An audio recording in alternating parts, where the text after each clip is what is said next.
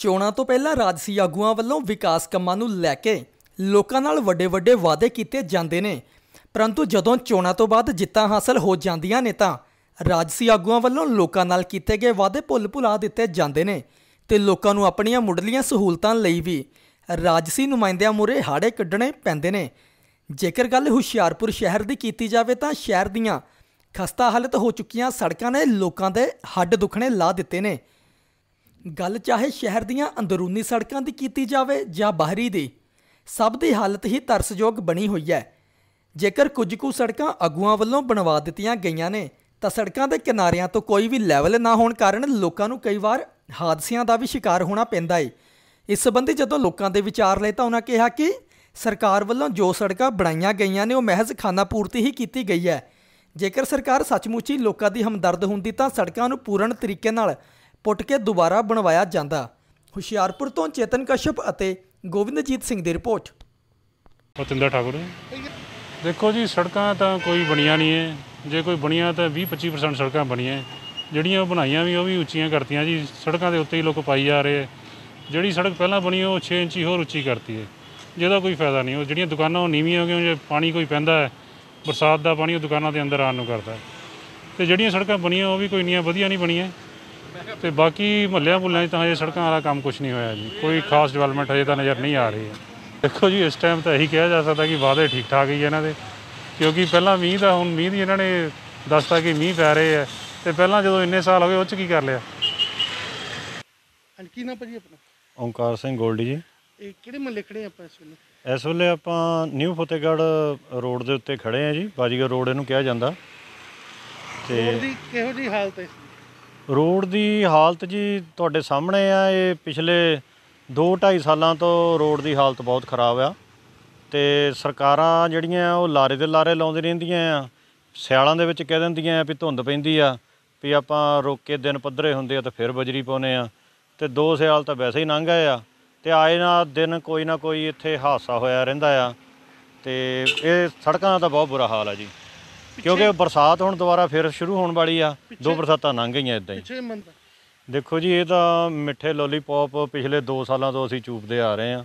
ਹੁਣ ਤਾਂ ਅੱਕ ਗਏ ਆ। ਹੁਣ ਤਾਂ ਇਹਨਾਂ ਲੋਲੀਪੋਪਾਂ ਦੇ ਵਿੱਚ ਵੀ ਮਿਠਾਸ ਜਿਹੜੀ ਆ ਉਹ ਘੱਟ ਗਈ ਆ।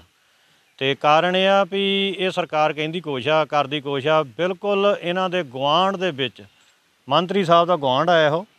ਮੈਂ ਤਾਂ ਕਹਿੰਦਾ ਆਂਢ ਗੁਆਂਢ ਸਗੋਂ ਜ਼ਿਆਦਾ ਪੱਧਰਾ ਰੱਖਣਾ ਚਾਹੀਦਾ ਵੀ ਸਾਡੇ ਆਂਢ ਗੁਆਂਢ ਦੇ ਵਿੱਚ ਹੀ ਇੰਨਾ ਗੰਦ ਪਿਆ। ਸਾਡੀਆਂ ਸਾਰੀਆਂ ਸੜਕਾਂ ਆਏ ਦਿਨ ਕੋਈ ਨਾ ਕੋਈ ਇੱਥੇ ਕੋਈ ਹਾਦਸਾ ਹੋਇਆ ਰਹਿੰਦਾ। ਕੋਈ ਬੱਚਾ ਡਿੱਗ ਪੈਂਦਾ, ਕੋਈ ਬਜ਼ੁਰਗ ਡਿੱਗ ਪੈਂਦਾ।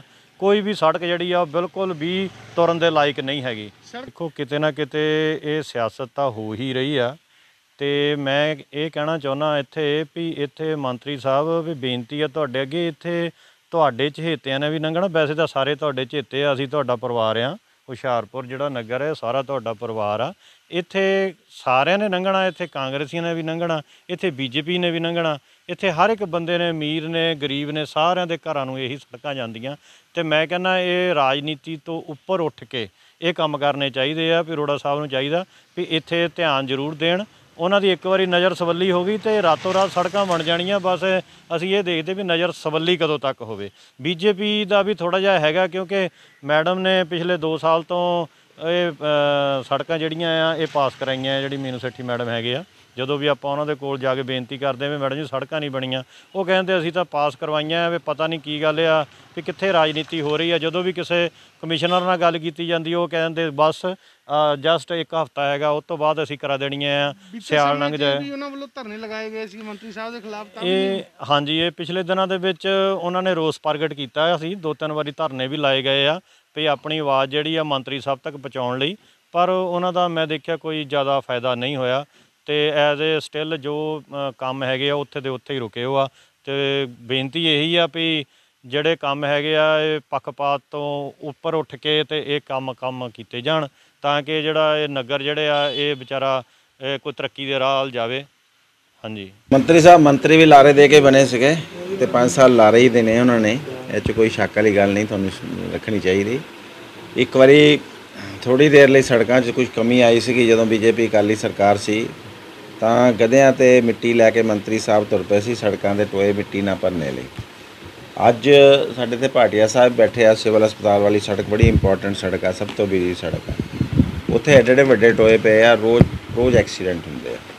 ਨਗਰ ਨਿਗਮ ਨੇ ਕਿੰਨੇ ਲੱਗਦੇ ਆ 2.5 ਕਰੋੜ ਦੀਆਂ ਸੜਕਾਂ ਪਾਸ ਕੀਤੀਆਂ ਪਿਛਲੇ ਸਾਲ ਦੀਆਂ, ਔਰ ਉਹਦੇ 'ਚ ਐਡੀ ਰਾਜਨੀਤੀ ਖੇਲ ਰਹੇ ਆ ਮੰਤਰੀ ਜੀ। ਜਿਹੜੇ ਬੀਜੇਪੀ ਦੇ ਬਾੜ ਆ ਉਹ ਸਾਰਿਆਂ ਦੀਆਂ ਸੜਕਾਂ ਬਣੀਆਂ ਨੇ। ਪਿਛਲੇ 2 ਸੀਜ਼ਨ ਵੀ ਨਿਕਲ ਗਏ ਪਿਛਲੇ ਸਾਲ ਦੇ, ਤੇ ਐਤਕੀ ਗਰਮੀਆਂ ਵੀ ਨਿਕਲ ਗਈਆਂ।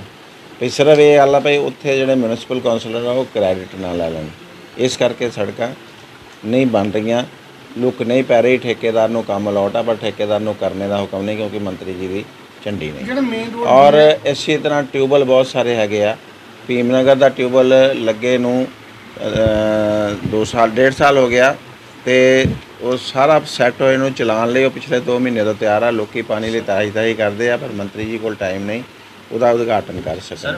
ਨਵੇਂ ਟਿਊਬਲ 5 ਰੀਬੋਰ ਦੇ ਲੱਗਣੇ ਸੀਗੇ, ਉਹਦੇ ਟੈਂਡਰ ਲੱਗੇ ਨੂੰ ਪਿੱਛੇ 2-2.5 ਮਹੀਨੇ ਹੋ ਚੁੱਕੇ ਆ, ਤੇ ਕੱਲ ਮੰਤਰੀ ਜੀ ਨੇ ਉਹਦਾ ਪਹਿਲੇ ਦਾ ਉਹ ਬਟਨ ਦੱਬਿਆ, ਜਦਕਿ ਉਹ ਪਾਸ ਸਾਰੇ ਮਿਊਨਿਸਪੈਲਿਟੀ ਨੇ ਕੀਤੇ। ਆਪਣੀ ਸਰਕਾਰ ਪਾਸਿਓਂ ਕੁਛ ਨਹੀਂ ਲਿਆਂਦਾ ਇਹਨਾਂ ਨੇ ਹਾਲੇ ਤੱਕ, ਪਰ ਜੋ ਨਗਰ ਨਿਗਮ ਦੇ ਕੰਮ ਆ ਉਹਦਾ ਵੀ ਕ੍ਰੈਡਿਟ ਆਪ ਲੈਣ ਦੀ ਦੌੜ 'ਚ ਮੰਤਰੀ ਜੀ। ਉਹਨਾਂ ਕੋਲ ਫੁਰਸਤ ਨਹੀਂ ਹੈਗੀ। ਉਹ ਸਿਰਫ ਜਿਹੜੇ ਸੈਂਟਰ ਦੇ ਪ੍ਰੋਜੈਕਟ ਆ, ਜਿਹੜੀ ਬਣੀ ਬਣਾਈ ਖੀਰ ਆ, ਉਹਦੇ ਉੱਪਰ ਆ ਕੇ ਬੈਠਦੇ ਆ ਕਿ ਆ ਮੈਂ ਕਰਵਾ ਰਿਹਾ, ਜਦਕਿ ਉਹਨਾਂ ਨੂੰ ਕਲੀਅਰ ਕਰਨਾ ਚਾਹੀਦਾ ਕਿ ਇਹ ਇਕੱਲਾ ਸਟੇਟ ਦਾ ਪ੍ਰੋਜੈਕਟ ਨਹੀਂ, ਸੈਂਟਰ ਦਾ ਸਪਾਂਸਰਡ ਪ੍ਰੋਜੈਕਟ ਆ। ਚਾਹੇ ਉਹ ਰੇਲਵੇ ਓਵਰਬ੍ਰਿਜ ਆ, ਚਾਹੇ ਉਹ ਮੈਡੀਕਲ ਕਾਲਜ ਆ।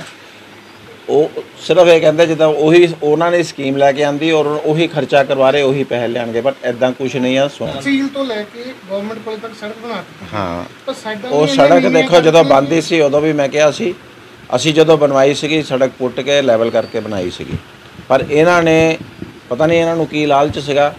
ਇੱਕ ਤਾਂ ਕਰੋਨਾ ਕਰਕੇ ਕਰਫਿਊ ਲੱਗੇ ਹੋ ਸੀਗੇ, ਨਹੀਂ ਤਾਂ ਲੋਕਾਂ ਨੇ ਪ੍ਰੋਟੈਸਟ ਕਰਕੇ ਨਹੀਂ ਬਣਾਉਣ ਦੇਣੀ ਸੀ। ਮੈਂ ਤੁਹਾਨੂੰ ਦੱਸ ਦਿੰਦਾ, ਹਾਂ, ਜ਼ਬਰਦਸਤੀ ਉਹਨਾਂ ਦਿਨਾਂ ਦਾ ਫਾਇਦਾ ਉਠਾ ਕੇ ਇਹਨਾਂ ਨੇ ਬੜੇ ਸਾਰੇ ਕੰਮ ਐਸੇ ਕਰਤੇ ਜਿੱਥੇ ਲੋਕਾਂ ਨੇ ਪ੍ਰੋਟੈਸਟ ਕਰਨੇ ਸੀ।